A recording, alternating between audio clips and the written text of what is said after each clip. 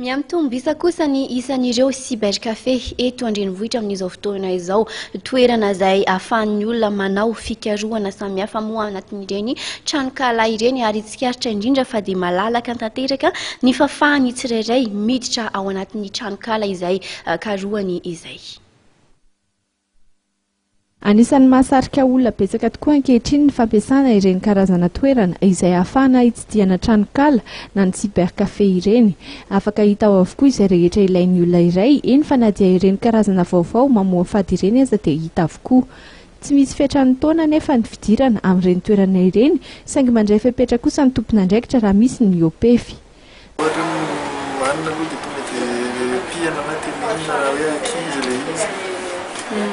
Fa nareo tsy mametra salan-taonan'ankizy miditra amina cyber nefa ny? Tsy mametra aloha tsy manao mety daholo.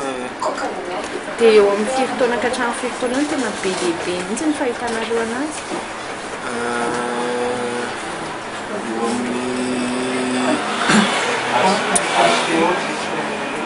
Eo amin'ny 12 taona ka hatramin'ny 5 amby roapolo. Ny tanora ny tena betsaka mampiasa ny cyber raha ny eto amin'ny renivohitra, ary rehefa andron'ny fialan-tsasatra hoy ireo mpitantana ny cyber ny tena betsaka olona indrindra. Rehefa mirava ny mpianatra, amin'ny 12 atoandro, satria mirava tena ny mpianatra dia amin'ireny izy manararoatra kely manao surf izany.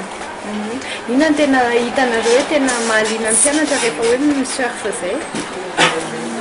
Facebook aloha tena hoe voalohany indrindra amin'izao, satria iny tena malaza dia eny mikarokaroka fianarana koa indraindray exposé ohatra. 20 minitra ny sandan'ny fitsidiana tranokala ka 12 minitra ny sanda ambany indrindra raha isin'ny tompon'andraikitra.